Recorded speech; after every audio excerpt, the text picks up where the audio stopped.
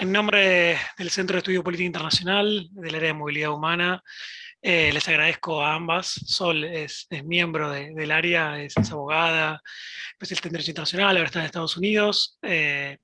Bueno, y nos va a contar un poco quién es Dayan y va a ser la moderadora de la sesión de hoy. Así que a ambas, mil gracias. Y bueno, estoy acá por cualquier cosa que precisen, ¿sí?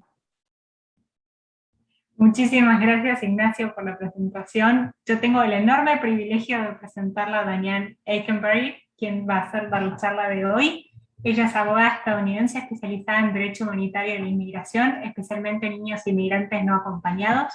Dayan ha representado a niños inmigrantes no acompañados en tribunales de inmigración de Estados Unidos y en los tribunales estatales de derecho de familia. Ha defendido sus derechos y las reformas legales necesarias ante el Congreso y el Poder Ejecutivo de los Estados Unidos. También contribuyen los esfuerzos de defensa para proporcionar resarcimiento y reparación a las familias migrantes separadas bajo la administración de Trump. Dayan, el piso es todo tuyo. Gracias, Sol, y gracias, Ignacio, y gracias al centro por esa oportunidad. Bueno, voy a empezar. Entonces, como mencionaron Ignacio y Sol, voy a hablar un poco de las políticas migratorias de los Estados Unidos, tanto bajo el expresidente Trump como las nuevas que estamos viendo bajo la administración de Biden. Así que voy a empezar.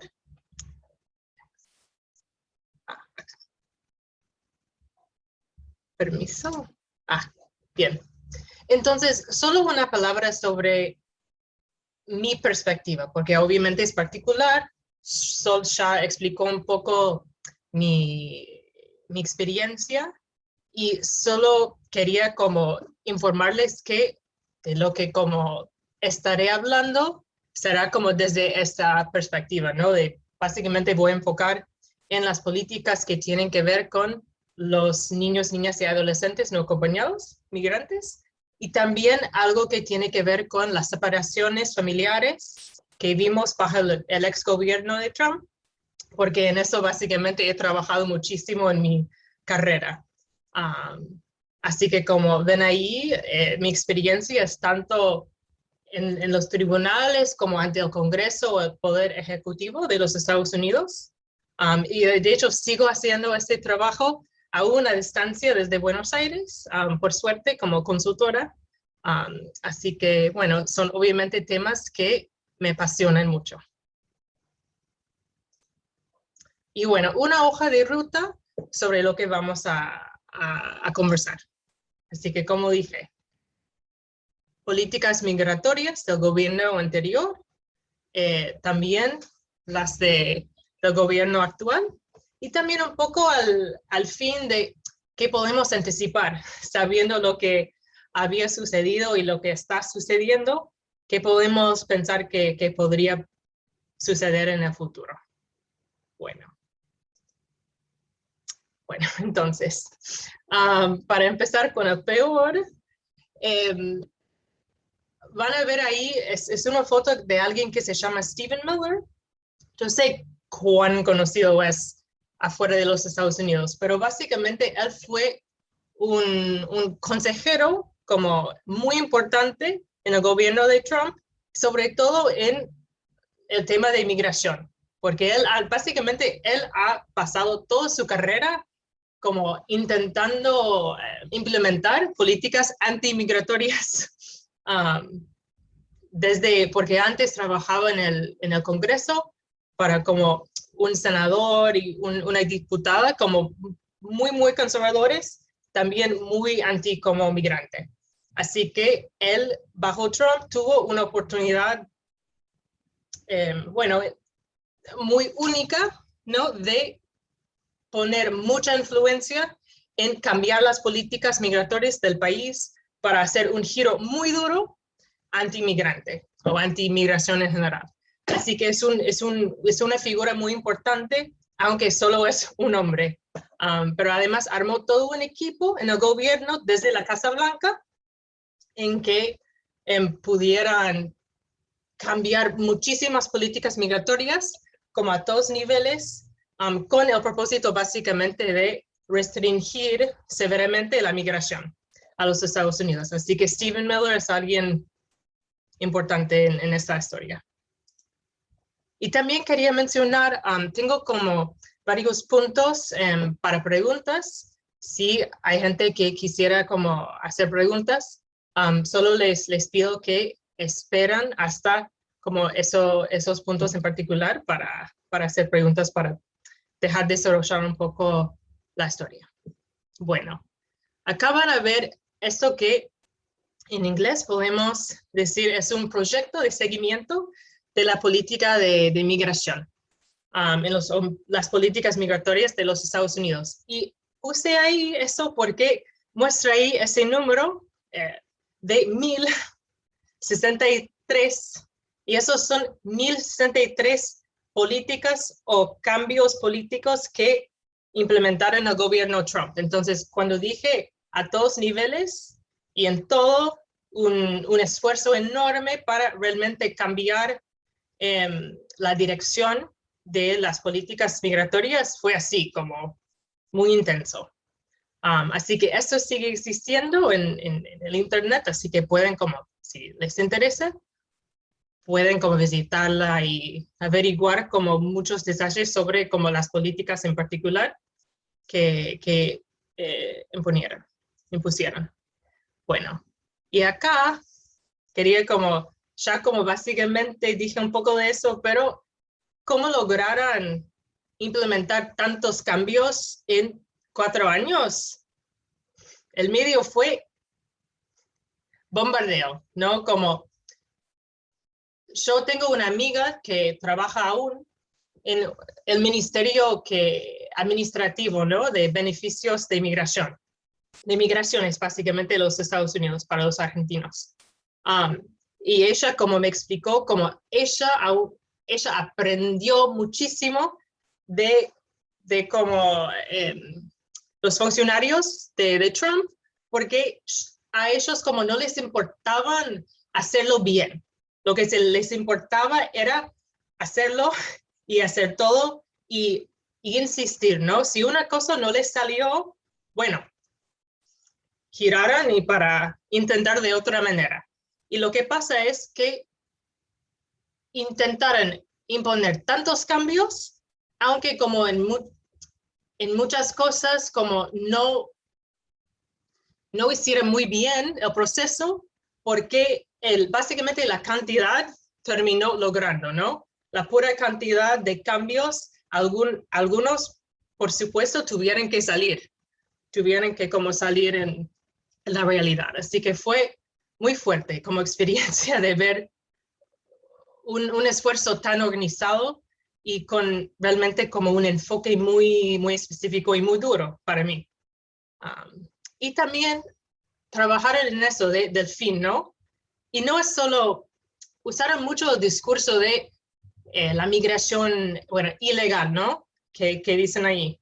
Pero básicamente su logro principal para mí era colapsar esa distinción entre lo que es inmigración regular o legal y migración irregular. Como todo eso, básicamente querían acabar con la migración en sí, punto. Entonces, sorry, we're closed. Era básicamente la ficha que querían poner en la frontera de los Estados Unidos. Bueno, ¿hasta ahí preguntas? No. Bueno, seguimos. Ok, entonces para dar unos ejemplos de cómo funcionó eso, ¿no? Al nivel al fondo, como el ejemplo de los niños, niñas y adolescentes no acompañados. Puse ahí animales entre comillas porque fue muy fuerte como el abordaje del gobierno Trump era deshumanizar, ¿no? Como a esos niños, a esta población de juveniles, de juventud. Y usaron mucho esa, básicamente, hasta el presidente Trump usó la palabra animales para referirse a niños, niñas y adolescentes no acompañados migrantes. Entonces, y eso realmente como fue catalizó, ¿no? Mucha de la política hacia como esa población de no verlos como niños, no verlos como juveniles, pero verlos como seres que no merecían el cuidado que normalmente asociamos con la obligación estatal hacia como los menores.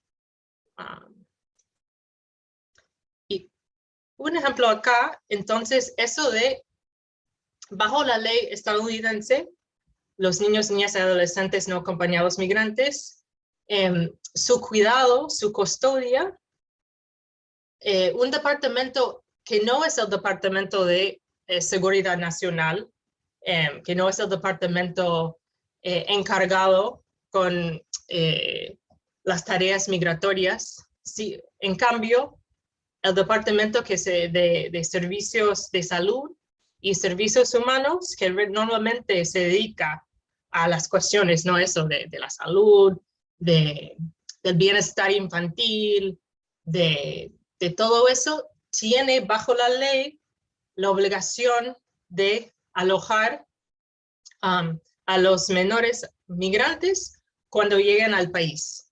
Y tienen la obligación, es como en la estatua, de cuidarlos hasta que puedan encontrarles un patrocinador en la comunidad para cuidarles mientras siguen con sus solicitudes de asilo, por ejemplo. Así que en vez de un marco de bienestar infantil, que es el propósito de esa ley, ¿no? El gobierno de Trump intentó imponer un marco de seguridad, ¿no? Eso de ver a los niños como pandilleros, asociarlos todos con las pandillas, las maras, que creo que algunos de ustedes deberían conocer, que bueno, existen en cantidades muy significativas ahí en el Triángulo Norte de Centroamérica. Y ese ejemplo fue el testimonio de Scott Lloyd, que fue el director de la oficina dedicada al cuidado de los menores migrantes, que dio testimonio ante el Congreso sobre eso. El lenguaje es muy fuerte. Investigar la pertenencia a las pandillas, su vínculo con la inmigración ilegal y los esfuerzos federales para acabar con la amenaza. En práctica, eso fue, por ejemplo,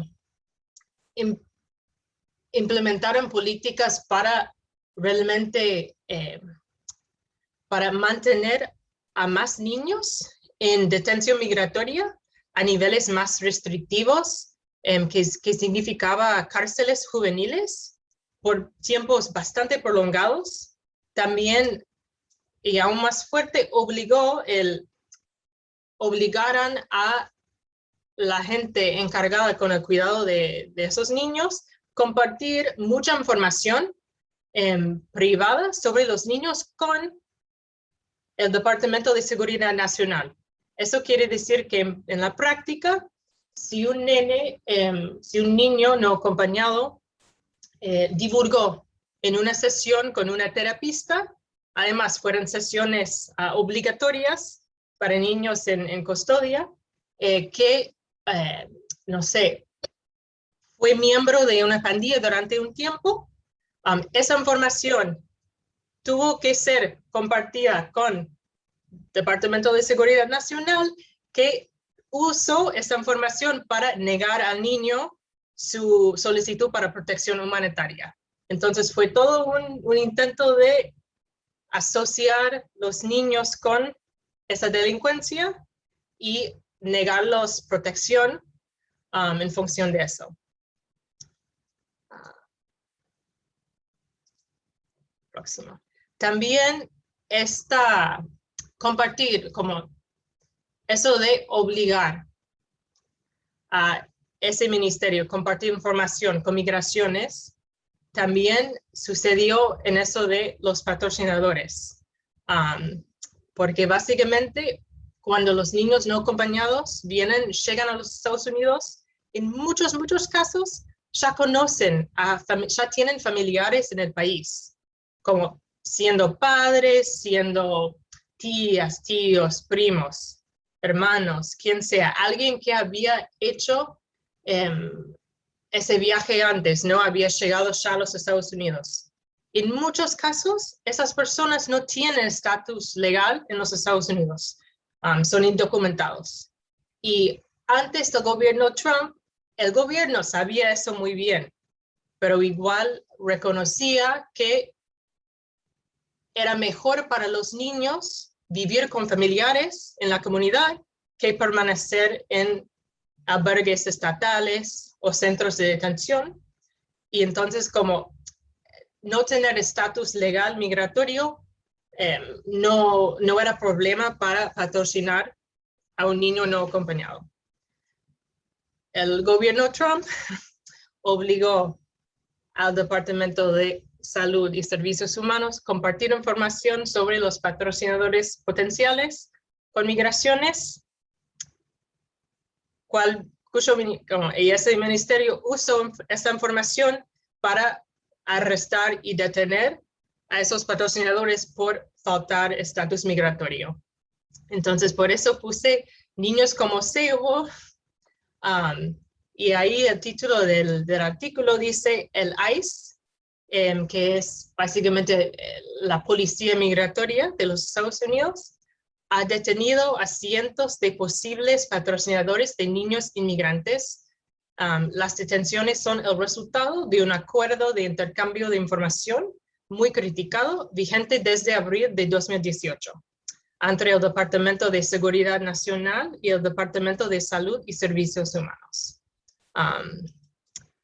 Así que y eso llevó a que más niños permanecieron más tiempo en albergues y centros de detención, porque mucho menos gente como se mostró dispuesta, ¿no? de salir de la sombra y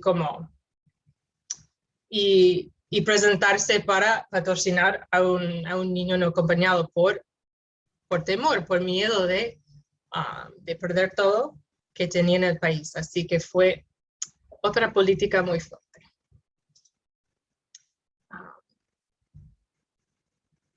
Y acá también es un ejemplo de cómo el gobierno Trump usó todas las herramientas del gobierno, ¿no? Para achicar, restringir al máximo y eso más, disuadir a la migración.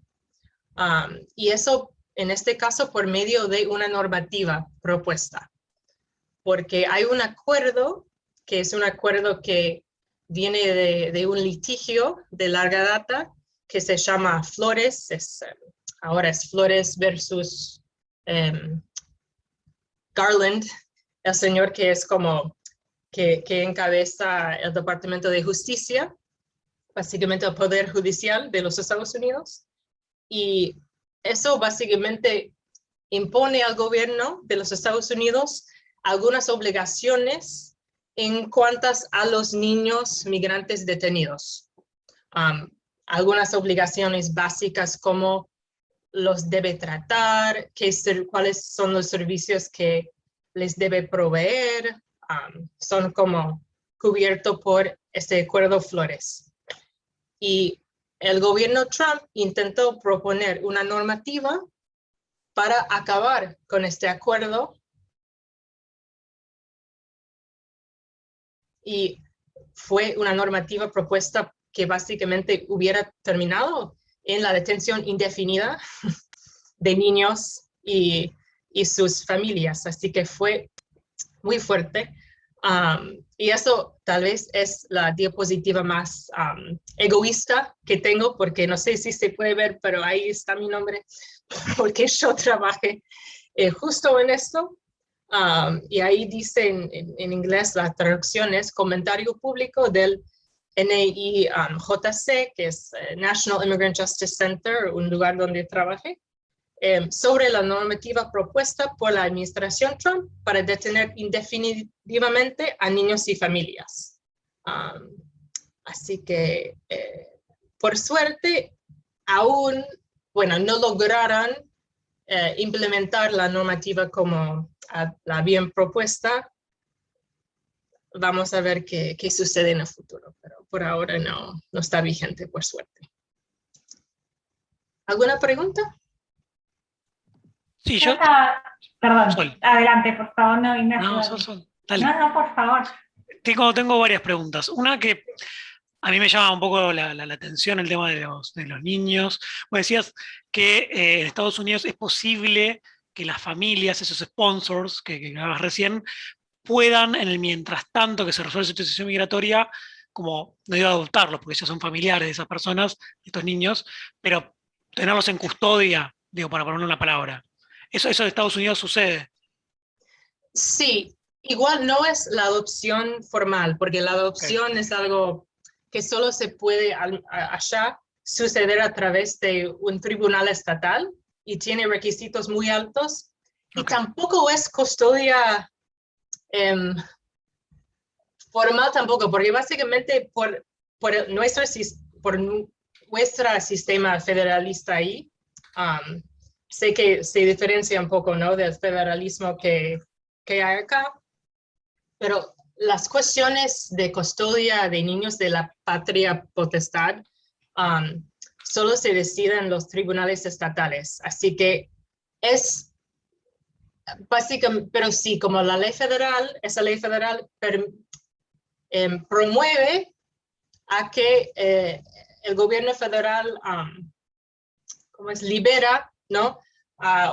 O casi como traslada la custodia física de un niño no acompañado a su familia. Yo tengo otra pregunta que me parece como impactante, digo, tal vez estamos naturalizando que la detención de niñas no sea legal, pero el derecho internacional de los refugiados, el derecho internacional en general, digo, establece que por la convención y otra cantidad de herramientas internacionales, quiso que no soy abogado, establece que es ilegal detener menores. Entonces, mi pregunta es, ¿cómo el gobierno de Estados Unidos justifica eso, digo, para el fuero interno, para el resto de Estados Unidos, y después para afuera? Porque ¿cómo responde frente a la comunidad internacional, si uno quiere? Muy buena pregunta. Primero, y eso tiene que ver tanto como la justificación interna como externa, dicen, y es discutible, que no es detención.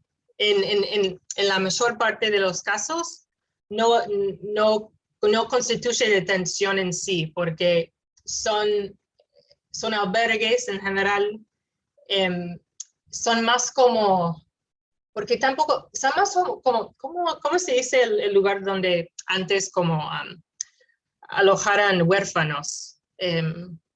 Ahí tiene un nombre. Sí, pero bueno. albergues estatales, pero creo que el concepto se entiende. Son como, Sí. entiendo que lo que plantean es, no son centros de detención, no son cárceles o cosas así, sino son centros de tránsito. Sí, exacto, sí, tal cual. Eso dicho, dos cosas. Primero,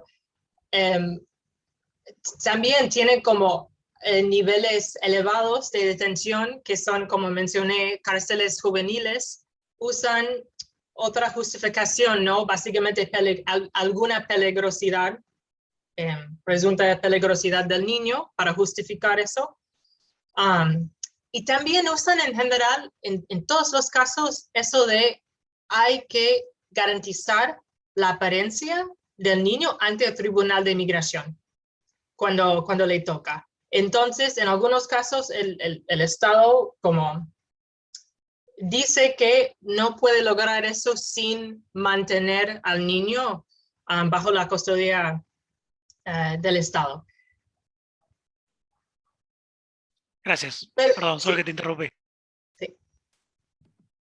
Yo en realidad tengo una pregunta que es un poco más en el origen de esta conversación, que me estaba preguntando.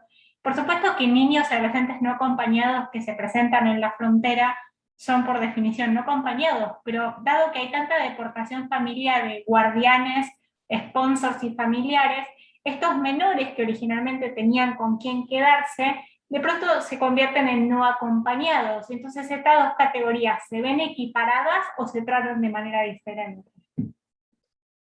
solo para asegurar que entendí bien, los niños que ven a familiares deportados. Que se quedan solos después. Sí, no son equiparados, diría que, pero bueno, eso dicho. En muchos casos, cuando un familiar es deportado, en muchos de esos casos los niños son ciudadanos, ¿no? Nacieron en los Estados Unidos.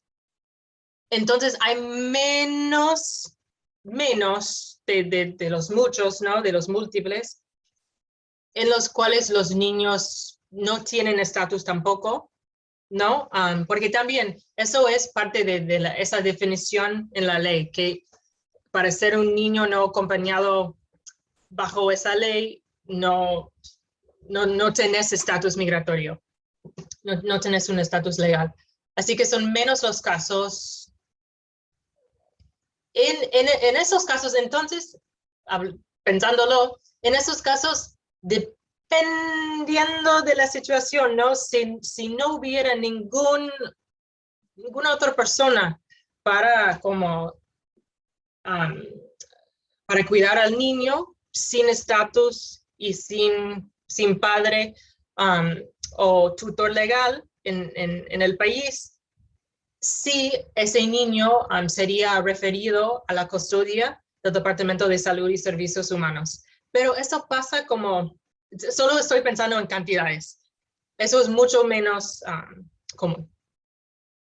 Muchísimas gracias.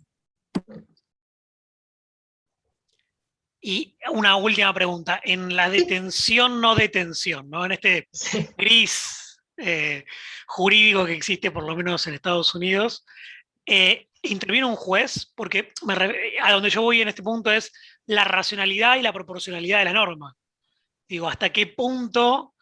Digo, primero si interviene un juez. Y después cómo el juez, que también tiene que ver con la primera pregunta, y fundamenta eso. Digo, una persona de 4 años, que encima es un menor no acompañado, termina en una especie de centro de detención, albergue o lugar de tránsito.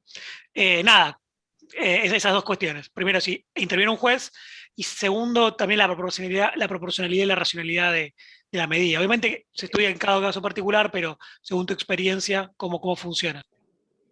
Es una muy buena pregunta y es bastante complicado. Porque un poco, sí, pero no, entonces a la pregunta si interviene un juez. Un poco, pero no de manera sistemática, primero, y cuáles tribunales y qué es la autoridad que tiene para determinar algo respecto a la detención o la custodia del niño cambia. De manera muy general, una cosa es que esa detención o no detención no es considerado detención criminal, pero civil, y en los Estados Unidos, bajo la ley constitucional, uno tiene derechos distintos, o básicamente como el criterio que usa un juez para decidir si corresponde una detención, siendo civil o siendo criminal, cambia como el criterio bajo la Constitución. Entonces, eso en primer lugar. En el segundo lugar, en estos casos, porque además, la ley migratoria en los Estados Unidos es civil, pero es la ley civil como it's like a stepchild. Es como un huérfano, porque siempre como tiene un lugar muy, básicamente, perdón, es un poco complicado, pero por hace más de 100 años, por un fallo de la Corte Suprema, la ley de inmigración en los Estados Unidos, como básicamente la Corte Suprema dio muchísima discreción, muchísimo margen al Poder Ejecutivo y al Congreso para determinar los derechos de los no ciudadanos. Y eso como forma parte de todo. Entonces, ¿por qué los niños en detención o no detención no tienen un derecho sistemático para recurrir a un juez para impugnar su detención? Tiene mucho que ver con eso. De hecho, eso tal vez será como el sujeto de mi tesis de maestría, así que es muy interesante, pero es muy complicado. Gracias. De nada.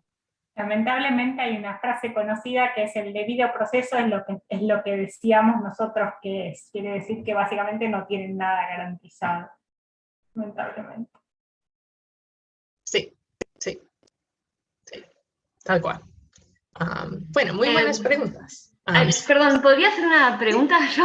Sí, bueno, sí. Primeramente, encantada, Diane, gracias por tu tiempo.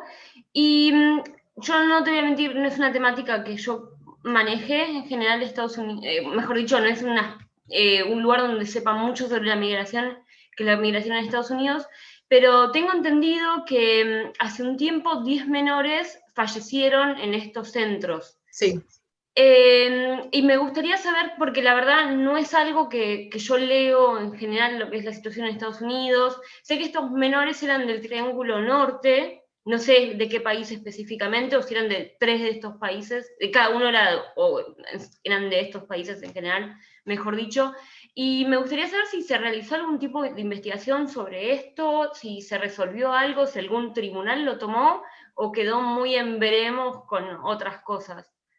Muy buena pregunta. Y introduce además otro dato importante. Sí, eso sí sucedió bajo el gobierno Trump, pero no sucedió en los centros de detención de los que estoy hablando. Y eso es porque ellos fallecieron en centros básicamente de procesamiento fronterizos, que son bajo el poder, digamos, de la patrulla fronteriza de los Estados Unidos. Entonces, lo que dice la ley que tiene que ver con estos menores de quienes estamos hablando es que, y también el acuerdo Flores, es que menores solo deben permanecer no más de 72 horas en esos centros de como procesamiento inicial, ¿no? Y antes al llegar a 72 horas o en menos horas, deberían ser trasladados a la custodia del Departamento de Salud y Servicios Humanos para ser trasladados a los albergues que no son detención, o en algunos casos cárceles juveniles si alegan, ¿no?, algo de peligrosidad. Sí, los casos de los menores fueran investigados, o al menos algunos, llegó a, además como por ejemplo un comité en el Congreso,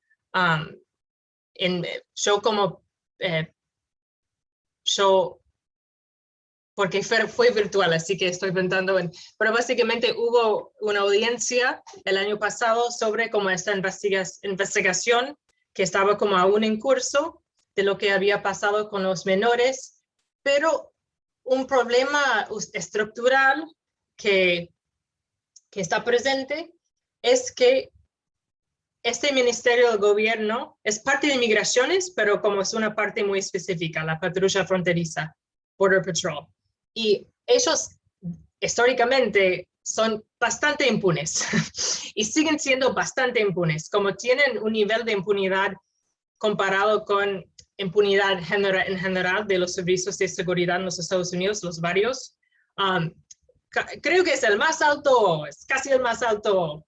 Entonces, la investigación sí sucedió, pero básicamente fue, no vamos a hacer, como vamos a como hacer mejor, pero no fue como algo muy sustancial, desafortunadamente, muy desafortunadamente. Y creo que la mayoría de los niños que fallecieron eran de Guatemala, de lo que recuerdo.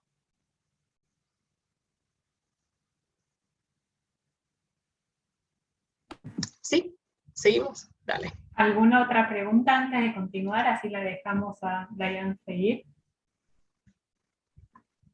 Dale. Ok. Tolerancia cero. La separación y tortura de familias migrantes como política estatal.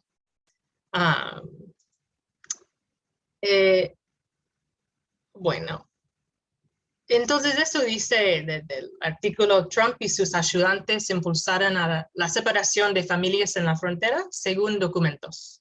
Notas y testimonios de un funcionario del Departamento de Justicia implican al presidente Trump y a ayudantes de la Casa Blanca en la política de tolerancia cero que llevó a la separación de familias en la frontera.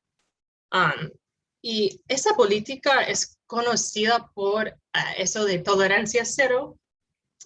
¿Por qué?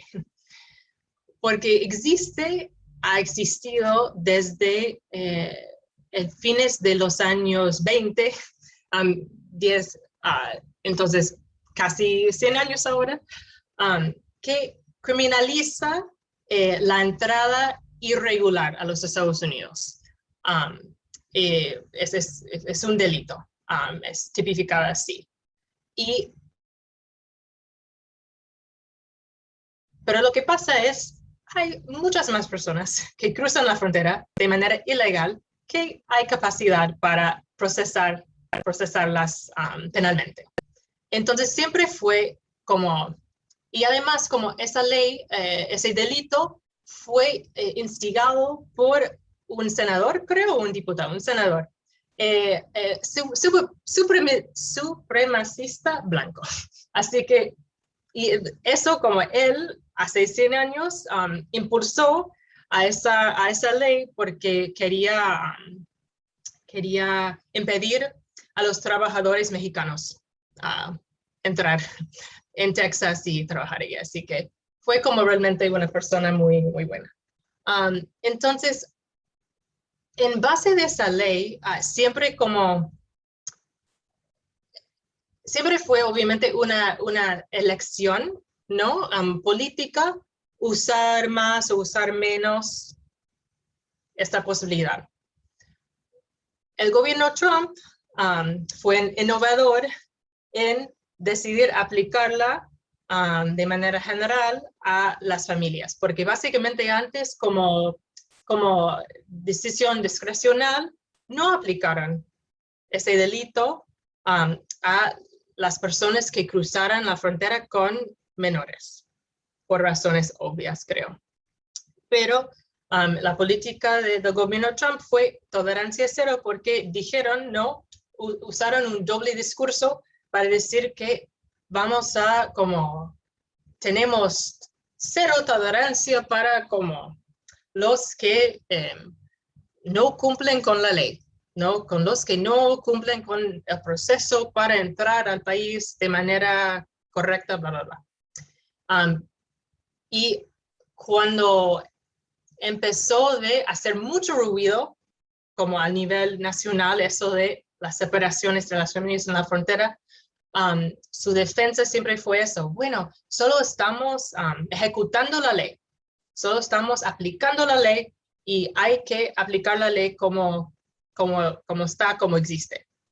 Pero obviamente no fue tan sencillo, obviamente como fue una política deliberada a propósito para disuadir a las familias que venían para buscar refugio, para buscar protección. Entonces, por eso como tolerancia cero aún es algo conocido. Y además, empezaron con un programa piloto en una zona de la frontera suroeste, cerca de una ciudad en Texas que se llama El Paso. Es El Paso, Ciudad Juárez de México, sin decir nada a nadie. Y no sé, algunos meses después decidieron generalizar, ¿no? Aplicar de manera generalizada en toda la frontera del sur esa política que resultó en tantas separaciones de las familias. Mizell contra ICE, o Mizell versus ICE en inglés, es la demanda es una acción colectiva que sometió hay una ONG en los Estados Unidos que a veces es conocida afuera del país, que se llama American Civil Liberties Union, o la Unión Americana para las Libertades Civiles, o la ACLU. Es como el CELS. Es el CELS en los Estados Unidos para hacer la comparación. Es a ese nivel, ¿no? Todos conocen ACLU, la ACLU. Entonces, ellos metieron esa demanda, básicamente diciendo que Mizelle fue una mujer congolesa que fue separada de su hija de 7 años, y ella fue como la titular de la clase de personas, de padres, pero era para representar a todos los padres que fueran separados por sus hijos a través de esa política. Y eso de la imagen atrás, The Fight, o la lucha, supongo, es un documental que hicieron el año pasado, básicamente durante la administración de Trump. La ACLU o nuestro CELS impulsó varias demandas muy importantes para impugnar a las políticas del gobierno Trump, no solamente en los temas migratorios, pero tanto en otras áreas. Y este documental, The Fight, básicamente siguió a como 4 casos que tenía el ACLU en contra del gobierno Trump, uno de los cuales fue Mizelle versus ICE, o Mizelle contra ICE. Entonces, de hecho, yo nunca he visto, pero a veces tengo ganas, pero otras veces como no quiero revivir ese tiempo, pero podría ser interesante. Y al mismo tiempo, cuando la ACLU estaba impulsando esa demanda, esa acción colectiva en la corte, también, como dije, el ruido, la indignación popular estaba creciendo, ¿no? Porque creo que para mí el momento de quiebre o el momento, bueno, de cambio importante salió un audio que fue grabado secretamente en una estación de la patrulla fronteriza, y fue como niños llorando, niños que habían sido separados de sus padres, llorando, y como un agente de la patrulla fronteriza como riéndose, y como tirando comentarios como, bueno, tenemos una guardería acá, jaja. Entonces eso como, para mí, no sé, era muy fuerte, disculpa, aún como cuando pienso en estos momentos fue como muy, muy fuerte estar trabajando, porque todo eso estaba pasando, pero nadie sabía todo lo que estaba pasando, ¿no? Estaba como todo intentar arrastrar información de contactos ahí, como averiguar con tus contactos en el gobierno entonces fue sí. Entonces esto de families belong together, o las familias merecen estar unidas, eso fue como una campaña que fue realizada por una, sociedad civil. Entonces, y hubo como manifestaciones, ¿no? Marchas. Yo como fui a una en Washington, porque estaba viviendo ahí en ese momento. Y entonces creció, ¿no? Entonces, quería visualizar para ustedes eso de, a un lado tenés la demanda, la acción colectiva en el tribunal, y a otro lado tenés la creciente indignación popular. Entonces llegamos bueno, entonces vamos a acabar con la cero tolerancia y no vamos a separar más a las familias. Y básicamente el presidente Trump emitió una orden ejecutiva en junio de 2018 diciendo eso, y la semana siguiente el juez en el caso de Mizelle contra ICE falló en básicamente una medida cautelar, ¿no? Prohibiendo al gobierno Trump de realizar más separaciones a través de esta política. Entonces, como un punto muy importante, un momento muy importante para esto. Eso dicho, entonces, esto dice acá, fue un artículo publicado ahí en 2019. Y la política de separación familiar de Trump nunca terminó realmente. Al menos, eso dice, al menos 700 familias más han sido separadas desde que la administración dijo que ponía fin a su política inhumana. Bueno, en realidad, por el fin no, ahora, es más como de 1000. O terminó siendo, aún siguen, no tanto como antes, pero más de 1000 más familias fueron separadas. Eso, ¿y por qué? Porque eso de la normalización, ¿no? De ese delito de la entrada ilegal, y tanto con un juez, aunque el juez sí falló en favor de los padres, es un juez conservador al fondo. Entonces, él básicamente permitió, a través del caso, que el gobierno, en muchos casos, pudiera realizar separaciones, ¿no? Básicamente por eso de la presunta peligrosidad, ¿no? De tener algún antecedente criminal y entonces siguieron, pero obviamente no al nivel tan sistemático como antes. ¿Preguntas? Yo tengo una. Igual algo lo fuiste, mejor dicho, lo fuiste respondiendo, ¿no? Era más que una reflexión, la primera parte. Tolerancia cero versus qué, ¿no? Digo, me recordaba a Foucault, que donde dice que hay poder a resistencia. Bueno, entiendo que la sociedad civil, donde vos también formas parte, como abogada, como litigante, fue esa resistencia, ¿no? Y yo me preguntaba, bueno, pero la unidad familiar también es un derecho, ¿no? Un derecho, digo, avalado por el derecho internacional. Y en este caso, en Estados Unidos, por lo que vos estás mostrando, y obviamente por un montón de otras veces, también como decía Elena, por noticias y qué sé yo, que hemos visto en los últimos años, la seguridad está, digo, la seguridad, la perspectiva securitista, muy europea, y también acá en Latinoamérica sucede muchas veces, está por encima de los derechos humanos de las personas migrantes. Digo, eso me parece que en mayor o menor medida todo lo de la sala, y seguramente otras personas coincidiríamos. Y vos hablaste por otro lado que hay más personas, más migrantes, de manera irregular, que cruzan, digamos, la frontera de Estados Unidos, que las capacidades estatales, ¿no? Que para procesar esas detenciones, sabemos, digo, ese procesamiento del caso, digo, para ser un poco amplio. Mi pregunta es, más allá de que espero que la respuesta sea que en el caso de los menores, las deportaciones en caliente no existen, mi pregunta es, ¿existen? Y la segunda parte de la pregunta es, si no hay, si digamos, las deportaciones en calientes no se realizan con menores, ¿vos sabés, o digo, la sociedad norteamericana, los profesionales, saben que hay deportaciones en caliente para el resto de la población en Estados Unidos? ¿Deportaciones en caliente? Sí, turnbacks.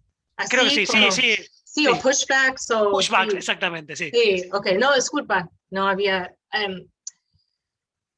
es interesante, sí, pero la patrulla fronteriza es muy...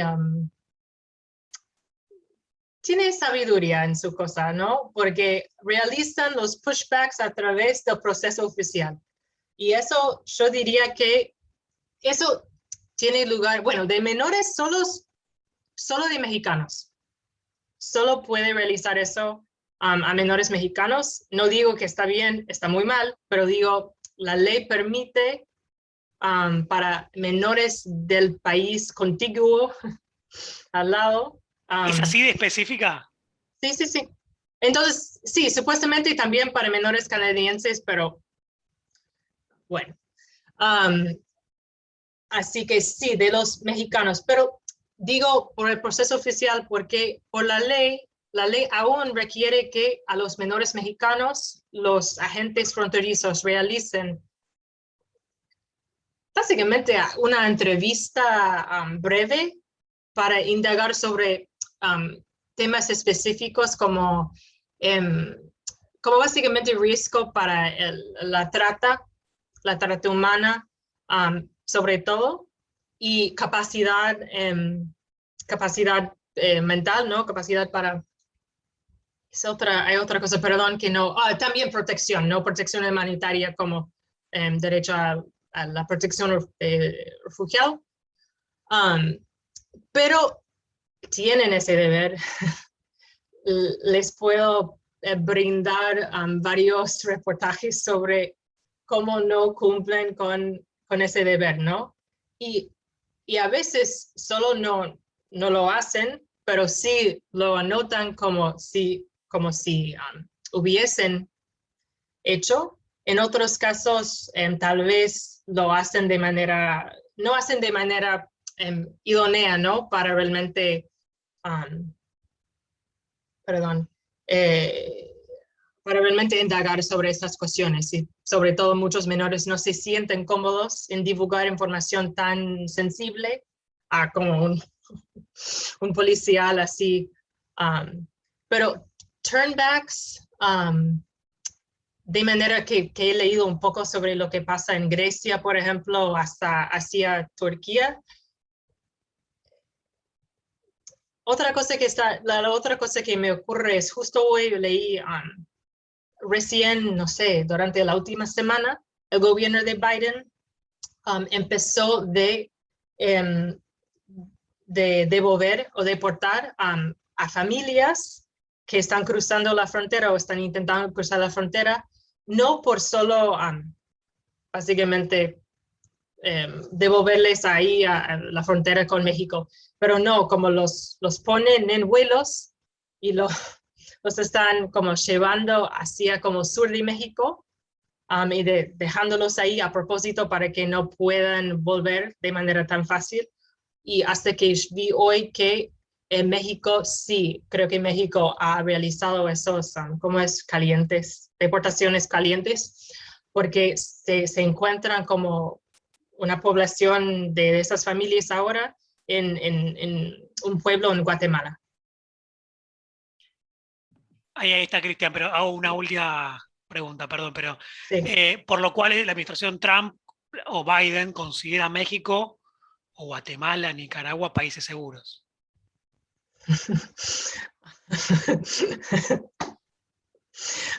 Digo, depende por los quién. hechos, ¿no? Claro, Sí, ok. Sí. Depende para quién. Sí. Bueno, lo mío no es una pregunta, pero quería aportar a esto que estaba preguntando Ignacio, que hace muy poquito Amnistía Internacional sacó un informe que, si mal no recuerdo, se llama Empujados al Peligro, y ahí denuncian que las expulsiones de los menores no acompañados en la frontera, aún al día de hoy, con la administración de Biden, todavía continúan.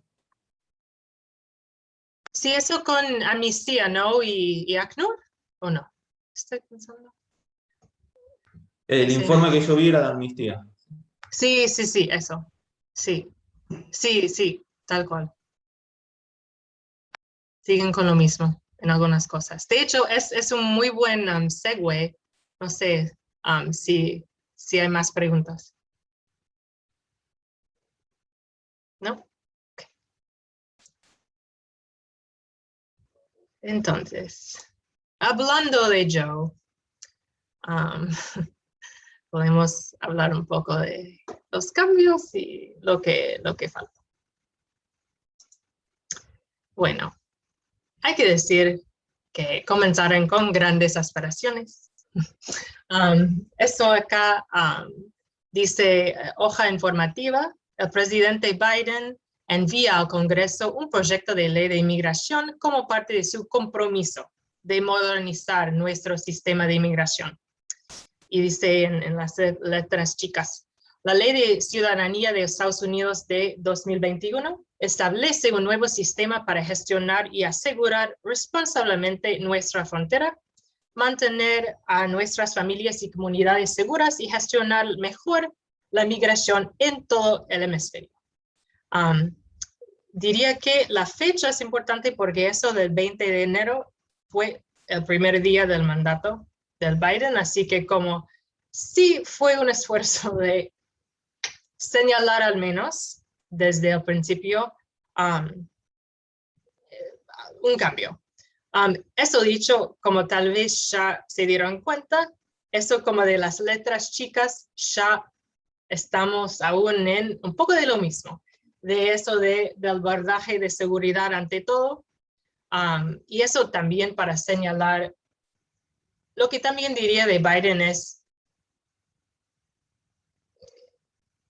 tiene que, y voy a hablar un poco sobre eso más en algunos slides, pero siempre como tiene que mantener en cuenta eso de la oposición muy fuerte, ¿no? Conservadora, y además que esa oposición, sobre todo por lo que había sucedido con Trump, se ha como vuelto aún más como anti-migrante, ¿no? Como ser conservador en los Estados Unidos ahora es más asociado con ser anti-migrante que antes.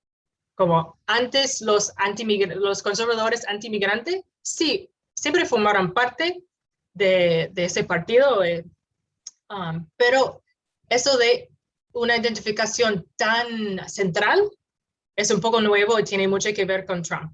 Así que siempre como está en respuesta, todo está ahora en respuesta a eso, para que sepa. Bueno, grandes aspiraciones y cambio de tono, lo cual es importante. Eso dice acá, ICE y CBP. ICE otra vez es la policía migratoria interna de los Estados Unidos y CBP es la patrulla fronteriza, básicamente, y también los agentes que están en los aeropuertos, en la aduana. Entonces, dejará de usar extranjero ilegal y asimilación según la nueva orden del gobierno Biden. Entonces, eso para intentar dejar atrás un poco eso de la deshumanización que era tan un tema bajo el gobierno de Trump. Así que no es nada eso. Porque el retórico también importa. Pero bueno, entonces grandes aspiraciones y cambio de tono se enfrentan con realidades sanitarias, como todos nosotros tenemos aún frente a nosotros. Eso en este caso toma forma muy particular de una ley que se llama el Título 42, Title 42. Básicamente, el Título 42 quiere decir esa parte del código de la ley federal del país. En realidad, es una ley que tiene que ver con las autoridades sanitarias federales. Pero el gobierno Trump había aprovechado de esta ley que nunca había sido usado para este propósito, pero básicamente como acabar con el proceso de asilo, ¿no? El proceso de solicitar protección humanitaria para los que estaban llegando desde, ahora no estoy intentando acordarme cuándo pusieron eso exactamente, creo que en 2020, en algún momento, puede ser marzo de 2020, pero desde entonces, aunque antes una persona llegando a la frontera de los Estados Unidos, en general, sujeto a muchas excepciones, pudo solicitar asilo, ¿no? Y ser metido en un proceso para solicitar asilo o estatus refugiado. Con la aplicación del Título 42, esto se acabó, porque básicamente dice que los Estados Unidos pueden rechazar la entrada de cualquier extranjero que presenta algún riesgo sanitario al país y usaron eso para decir que las personas extranjeras que estaban solicitando asilo no pudieran hacer eso más, al menos durante la pandemia. Entonces, una de las grandes expectativas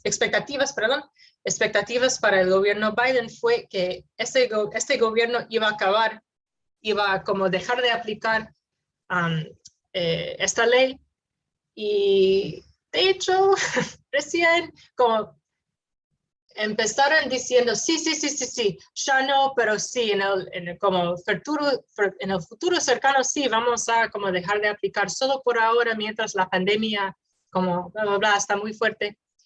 Y y hasta que como amaran un proceso medio secreto para de manera paulatina, ¿no? Dejar de aplicar a como ciertas poblaciones más vulnerables con supuestamente la intención de dejar de aplicar esta ley en todo.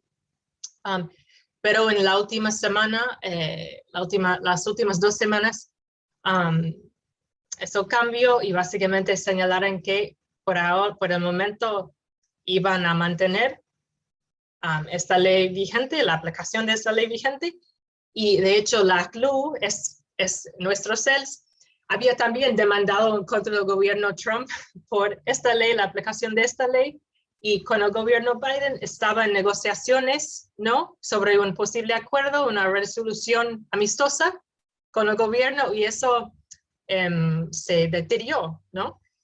Así que la CLU está volviendo al tribunal para impugnar al gobierno Biden por su uso seguido, ¿no? de esta ley. Otra vez es el título 42, Title 42. Bueno, y también se enfrentan con realidades políticas. Yo, disculpen, no conozco tanto o suficientemente las figuras políticas locales, más allá de como las más importantes, ¿no? Así que no sé exactamente quién sería el equivalente, pero eso es el líder de la oposición en el Senado del Congreso. Se llama Mitch McConnell. Es así. Y acá está diciendo, han elegido un camino totalmente partidista, que es lo que le encanta decir a cualquier cosa que quieren hacer los demócratas, no importa qué es. Pero básicamente quiero explicar acá que hay una oposición muy fuerte y los demócratas no tienen una mayoría casi no tienen mayoría, como solo apenas tiene como un voto más en el Senado, así que es muy difícil realizar muchos proyectos progresistas. Y quiebres estructurales. Y disculpen, no iba a como traducir todo esto, pero básicamente esto es una lista de todas las reformas necesarias, y esto según de un informe recién de la Asociación Profesional de los Abogados de Inmigración de los Estados Unidos. Y son como, es una organización referente de como política migratoria en general, ¿no? En todas áreas, humanitarias, tanto como comercial, tanto como no sé qué. Así que esto es su informe y eso es solo como los capítulos, y para darles una idea de que hay muchos problemas estructurales que existían antes del gobierno Trump. Y lo que logró el gobierno Trump es tomó un sistema ya muy ¿Debilitado? Sí, exacto, como agotado, faltando muchos recursos, faltando reforma, faltando mucho, y realmente como lo atacó, y ahora como el gobierno Biden básicamente tiene como, si empezamos, ¿no? Con esta idea de que el gobierno Trump implementó más de 1000 cambios en políticas migratorias durante 4 años. El gobierno Biden tiene que enfrentar no solo esos 1000 cambios y cómo dar marcha atrás, ¿no? Pero también esos quiebres estructurales que existían antes y la interacción de ambas cosas, y entonces es realmente un quilombo, para usar su palabra. Es difícil. Y para un ejemplo de cómo funciona, de cómo manifiesta eso, hay atrasos enormes en los tribunales de inmigración, tanto como en el Ministerio de Migraciones, que procesa las solicitudes para como muchas cosas, muchos beneficios migratorios allá. Y cuando digo atrasos, digo años y años de esperar para un turno, para resolución a un caso. Entonces, tienen una tarea importante. Y también, un poco como ya dije, algunas políticas son inamovibles. Acá ven que eso de siempre es un poco sorry we're closed. Intentan usar como palabras un poco menos fuerte. Pero sí, desafortunadamente el gobierno, bueno, hay que decir que es un gobierno más centrista, ¿no? Que no es, nadie como pensé, nadie pensó que iba a ser algo como al otro extremo tampoco. Pero por eso. ¿Preguntas? Sí, yo tengo... perdón, Sol. Perdón, no, Elena, por favor, adelante. Dale, no, dale. No, en realidad es pobre Dayan, la voy a poner en una situación de, básicamente, desde tu análisis y tu experiencia, pues no crees que esta reforma va a lograr éxito en el Congreso, ¿correcto? No, ¿cuál reforma? ¿La propuesta de ley? Exactamente. Oh, no, perdón, no. Bueno, no lo creo. Eso dicho, hay ahora, vamos a ver, una posibilidad por medio de un proceso presupuestario del Congreso para básicamente poner en ley grandes partes de esa propuesta de ley, básicamente dando un camino a la ciudadanía para como varias poblaciones, como la población se conoce por sus siglas en inglés DACA, los jóvenes indocumentados, también como trabajadores, se llaman ahí trabajadores esenciales, básicamente trabajadores asociados con laburos esenciales durante la pandemia, trabajadores sanitarios, no sé, varias cosas. Entonces, vamos a ver, de hecho, es mucho de los activistas pro migrante ahora están como a full en eso, de intentar meter pues este proceso muy complicado. Pero esa propuesta de ley en sí no veo. Elena, por favor, adelante. Gracias. Dale, gracias, Sol. A mí no me quedó claro por qué trabaja la palabra asimilación, o sea, en la ley. ¿Cómo toma la asimilación? Porque yo que trabajo en la cuestión Medio Oriente, cuando a mí me hablas de asimilación, pienso, por ejemplo, la asimilación de los palestinos en la sociedad israelí, o la asimilación de la diáspora argelina, marroquí en sociedades como la española. Entonces, me gustaría saber cuál es el meollo o sea, mejor dicho, ¿cuál es el conflicto con la palabra asimilación en la ley y qué representa la palabra asimilación en este caso? Sí, dale. Buena pregunta. No creo que en este caso asimilación se encuentra en la ley. Es más al nivel retórico, pero en el contexto de los Estados Unidos, asimilación quiere decir, o es entendido, ¿no?, de manera general, como eso de dejar, no sé, la experiencia particular o individual de un migrante, como casi de sus raíces, ¿no?, para volverse más americano, ¿no?, más, y tal vez menos, y tal vez con menos conexión a su cultura de origen, ¿no? Para cambiarlo. Claro, como todo este debate que se da de esta idea del melting pot, salad bowl, como Sí. que tenía que ser, o sea, como, bueno, sí, asimilación cultural, sí, me imaginé que iba a ir de ese lado como... que ya es siempre lo mismo la asimilación, cuando uno tiene que también conservar sus raíces, pero bueno, perfecto, gracias.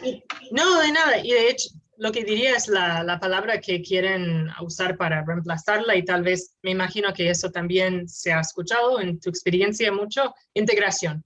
Entonces, en vez de asimilación, integración. Sí, generalmente se habla de integración, o por ejemplo, no sé, la integración de los jóvenes y las personas sirias en Sí. Dinamarca, más que la asimilación. Perfecto, gracias. No, de nada. Yo tengo algún comentario, pregunta, etc. Por lo cual, digo, pensando la migración en el caso norteamericano, pero yo creo que en el caso europeo, en el caso latinoamericano, cada vez la migración, como diríamos los politólogos, es un clivaje social, no es una fractura, es un tema discutible, ¿no? Opinable, y donde Diane expresaba bastante claramente cómo los demócratas opinan una cosa que tal vez, como vemos en los hechos, no está tan alejado de lo que pensaba Trump con los republicanos, pero es una fractura social, digo, en el sentido de que la sociedad se divide a partir de este tema. Creo que en Argentina algunos candidatos, digo, está bueno viajar un poco y ir y venir, más de derecha o centro derecha, comienza muy a poquito a decir algunas cosas. Lo que pasa es que acá me parece que, bueno, nada, hay otras diferencias partidarias, digo, creo que los personas de derecha e izquierda están metidos en los partidos Sí. así nomás, y no hay diferencias tan marcadas a veces acá, por lo menos para pensarlo. Mi otra pregunta tiene mucho que ver con lo que dijo Sol, pero en términos más, en clave más politológica, es Biden, un día más tarde que asume la presidencia, manda el proyecto de ley este que estábamos hablando. Si alguien más o menos revisa el teoría de los presidencialismos, cuanto más cerca del día de elección, o mejor dicho, del día de asunción en este caso, un presidente está, más poder político tiene. Por lo cual mi pregunta es la siguiente. Igual se la contestaste a Sol, creo. Biden, para vos, ¿tiene suficiente capital político para poder llevar a cabo la reforma? Porque es algo muy relevante la parte migratoria en Estados Unidos. Es como las armas, ¿no? O, no sé, dirás vos que obviamente, como Sol que viene de Estados Unidos, por la cuestión LGBTQ+, que ahora está más o menos saldada, depende de algunos estados, otros sí, otros no, pero son temas muy polémicos, podemos llamarlo.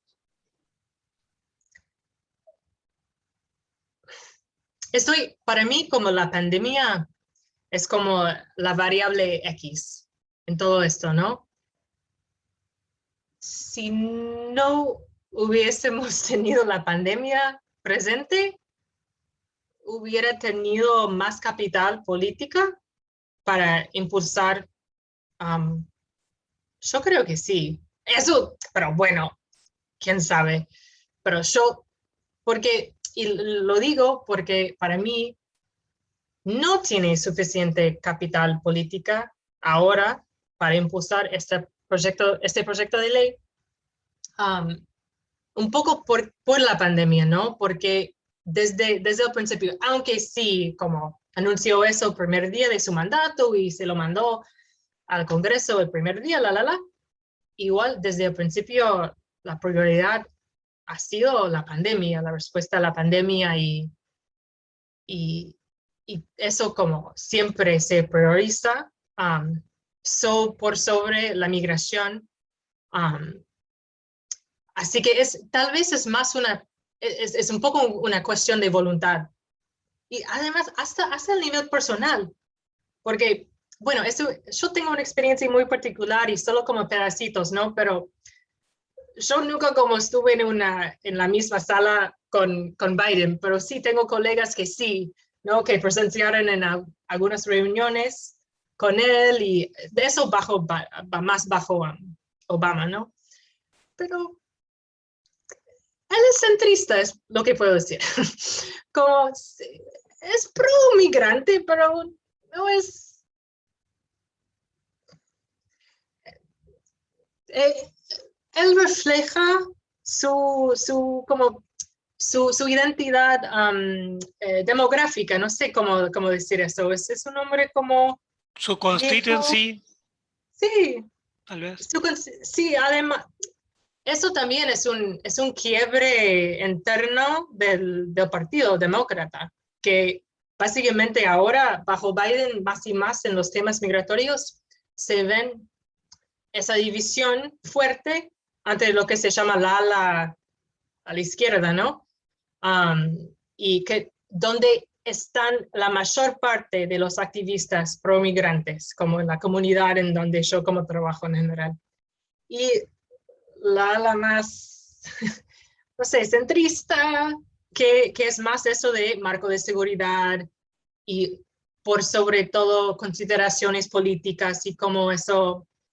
Y también tenemos los problemas estructurales en el Congreso y sobre todo en el Senado, ¿no? Que impide muchísimo, aún con una mayoría sencilla, simple, que puede lograr que pasen esta propuesta de ley. Gracias. Bueno, yo tengo una pregunta. Sí, en base a esto que veníamos diciendo, pareciera de algún modo el cambio ser más discursivo, ¿no? que real en la aplicación, ya sea porque es difícil desarmar todo el andamiaje legal de Trump, o porque la intención muchas veces, por ejemplo, con lo del artículo 42, la intención buena parece no aparecer, ¿no? Porque se sigue aplicando de una forma bastante discrecional. Entonces, lo que yo te pregunto es si hay realmente alguna política puntual que sea importante y que vos me digas, mira, esto sí realmente cambió y se está aplicando y está funcionando bien. Un poco sí. Seguimos, porque además quiero ser respetuoso. Yo puedo seguir, yo sé que ya hemos como pasado la hora, pero tenemos un tiempo más, está bien, no hay problema. Sí, ok, entonces, pero igual intento llegar a la respuesta para vos, Cristian.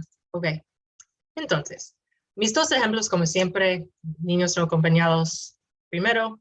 Eso voy a pasar más rápido, porque es más de lo que estabas describiendo, Cristian, ¿no? Eso de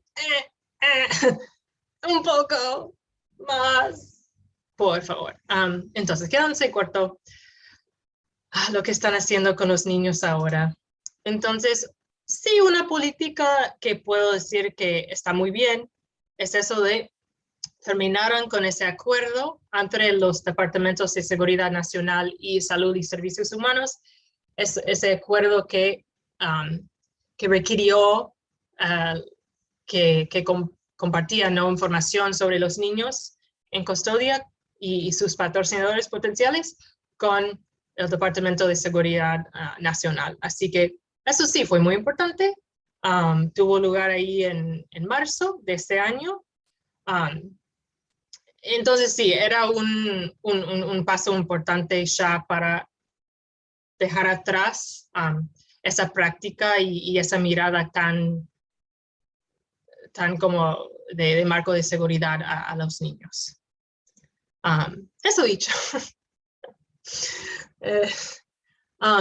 Igual, entonces, esto el artículo dice ahí, la administración Biden sigue, en realidad no creo que esta traducción está bien, sigue luchando por atender a los niños migrantes.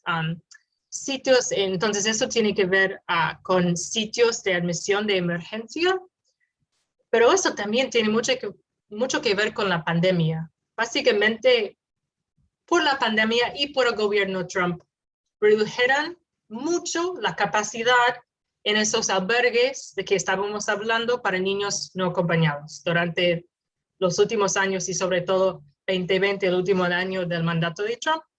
Redujeron muchísimo la capacidad, es decir, las camas disponibles para niños llegando al país se redujeron muchísimo.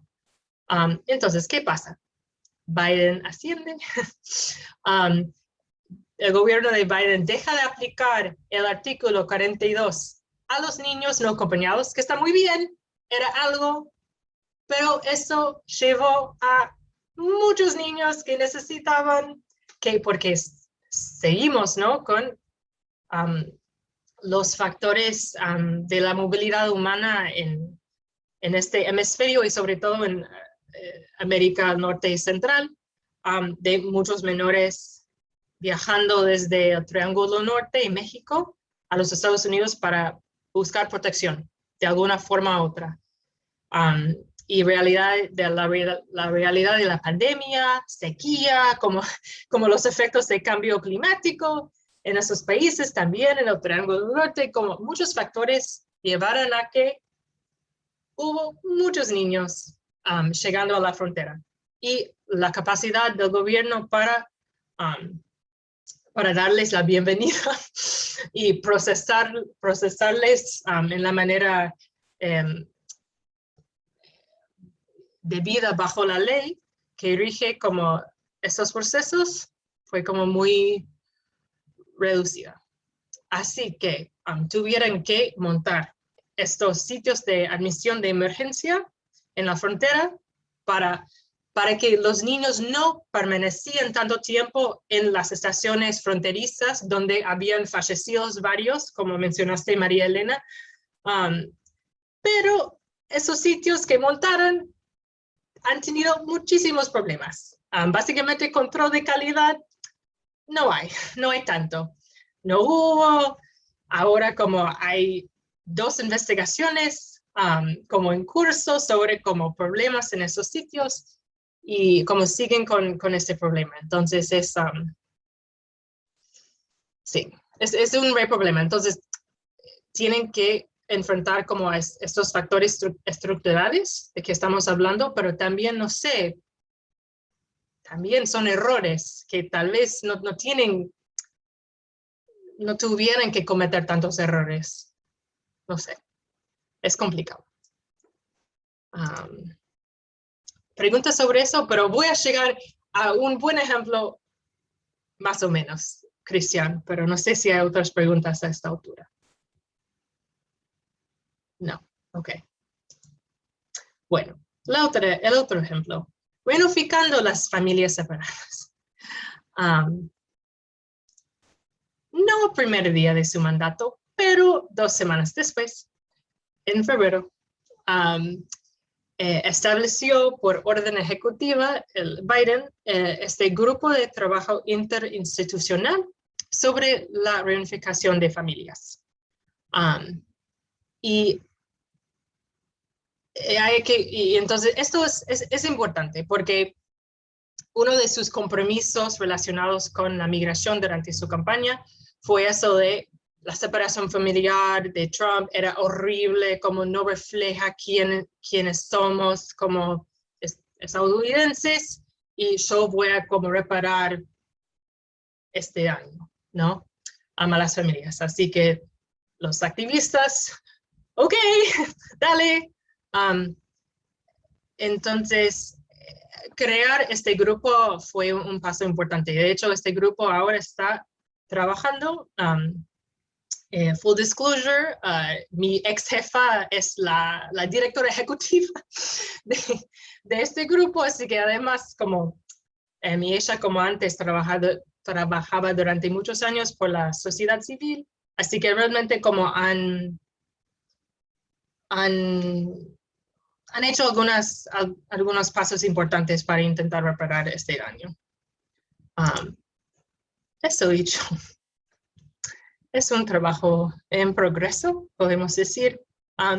Este artículo que salió la semana pasada, las familias inmigrantes separadas en la frontera se reúnen por fin, pero muchas pasan apuros económicos. El alcance de voluntad, la dificultad, perdón, estos son minutos, pero sí, como es eso de hay buenas intenciones, ¿no? Y hay esfuerzo para progresar, para reparar, pero falta como cumplimiento completo con las promesas, con los compromisos. Podemos decir igual, estamos en agosto, comenzó el mandato en enero. Así que hay tiempo para, y además como dije aquí, ¿cuál es el alcance de la justicia para la tolerancia cero? No es solo, en mi punto de vista, no es solo la reunificación de las familias. es mucho más, nunca se puede reparar, nunca se puede restaurar, ¿no? A la situación como anterior, pero sí puede brindar servicios para intentar reparar al máximo el daño que hicieron, y además como intentar garantizar, ¿no?, que no se repite estos tipos de políticas. Esta segunda parte, que ustedes como argentinos, o si hay algunos de otros países también con historias de violaciones sistemáticas de derechos humanos, tienen mucha más experiencia. Y hay como en algunas partes, algunos activistas, incluyendo a mí, estamos como intentando a impulsar eso, ¿no? De más allá de la reunificación, ¿qué debemos? ¿Qué debemos a estas familias? ¿Y qué debemos a nosotros como ciudadanos de este país para asegurar que eso no se repita? Así que este es un trabajo muy en curso, pero al menos la creación del grupo de trabajo es un paso importantísimo. ¿Preguntas sobre eso?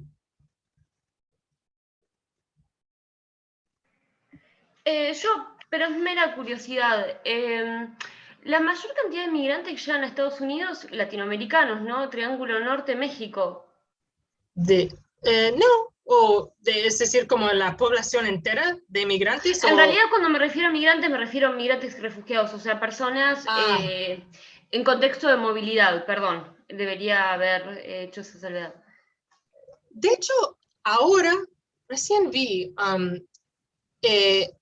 creo que hasta la mitad, o un poco menos de la mitad, de al menos las familias que están como llegando a la frontera ahora intentando solicitar algún tipo de protección, no son de esos países. Son de, bueno, hay también como, hay muchísimos latinos de esos países, los 4 países que mencionaste, pero también hay venezolanos, hay cubanos, hay haitianos, y hay como ecuatorianos, estoy pensando en como los países que vi. Y hay como de hecho bastante gente de África que hace de como... África, India, Siria, o sea, Estados Unidos es un polo de atracción, entre comillas, de flujo migratorio bastante importante, porque, bueno, selecciona, no sé, Dayane me corregirá, pero por momentos, ¿no? Fueron los vietnamitas en algún momento, y otra cantidad de nacionalidades que va como seleccionando y dándole refugio a determinadas nacionalidades que obviamente son geopolíticas, cuestiones más de otro orden, pero sí, es bastante variadas, totalmente. Sí, y digo, hay como por ejemplo, de los africanos y los indios, sobre todo, hay como, no sé tanto sobre eso, pero un poco, ¿no? Que básicamente entran por América Sur, algún país donde se puede, ¿no? Donde se puede como entrar, y realizan ese viaje por el Darien Gap, por Panamá, por la selva, y siguen hasta la frontera con los Estados Unidos, con México. Y también, solo porque Ignacio se refirió a los vietnamitas, ahora recién designaron a personas afganí, ¿sí? De Afganistán. Sí, de Afganistán, que habían como trabajado con el gobierno de Estados Unidos, como las fuerzas. Sí, muchos traductores, intérpretes que ahora corrían el riesgo por la llegada de los talibanes a varias regiones de Afganistán, lamentablemente. Sí, y los designaron como bajo una categoría especial que básicamente agiliza un poco el proceso de reasentamiento refugiado. Claro. Sí. Bueno, gracias.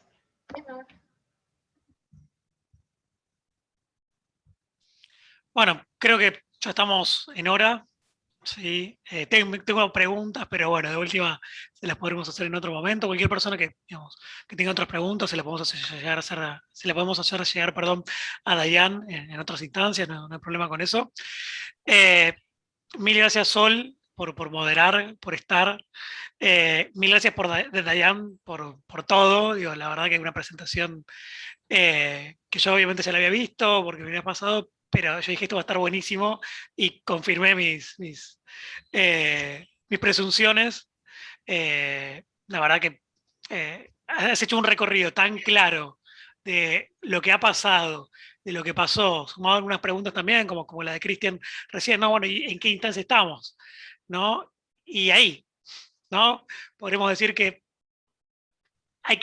necesitamos salir de la pandemia, supongo que todos los países, pero en este caso especialmente el gobierno de Biden, y bueno, y ver qué prioridades y qué resto político le queda para qué prioridades, qué resto político y qué ganas tiene, ¿no? También de realizar estas reformas que ojalá lleguen, porque si mal no recuerdo, números más, números menos, estamos hablando de 20 a 30 millones de personas, o sea, prácticamente una Argentina, más o menos. Entonces, bueno, nada, me parece absolutamente relevante. Bueno, mil gracias nuevamente en nombre del Centro de Estudios Política Internacional, en nombre del CEPI y el área de movilidad humana. Así que antes de darle la palabra a Dayan para que cierre, quería decirles dos cosas, dos avisos parroquiales, como diría alguna persona. Por un lado, que con Dayan y con Cristian estuvimos con un podcast, el primer podcast del CEPI, donde se entrevista a alguien, que supongo que en algún momento estaría saliendo, por lo cual me parece que es una modalidad muy interesante, y bueno, escucharla a Dayan, como han visto, es alucinante, entonces no se lo pierdan, es más cortito que estos, dura unos 20 minutos, pero muy, muy, muy importante que puedan seguirla. Y por otro lado, invitarlos y invitarlas al próximo miércoles, a partir de ahora hasta el 1 de septiembre, son todos los miércoles, el próximo miércoles 18 de agosto a las 19 horas, que esta vez en la próxima sesión va a venir Caref, ¿sí? ADRA, y va a venir Amnistía Internacional Argentina. Por lo cual, tenemos un panel de sociedad civil, para mí de lujo, para que nos hablen sobre parte de las cosas que dice Dayan en el norte global. Vamos a ver qué pasa acá. Algunos tenemos alguna idea de lo que pasa acá, pero me parece que es sumamente relevante que la sociedad civil hable por sí sola. Así que, bueno, tendremos esos exponentes. Nuevamente, gracias Sol, gracias Dayan. Y bueno, te dejo con lo último, Dayan, para que puedas decir lo que vos quieras. Muchas gracias nuevamente. A ustedes, muchas gracias. Ha sido un placer total a poder charlar eso, y además estoy muy agradecida por la perspectiva que trajeron, por sus comentarios y preguntas. Para mí una conversación realmente muy interesante, muy iluminadora. No, estoy muy agradecida y bueno, espero que todos descansen esta noche.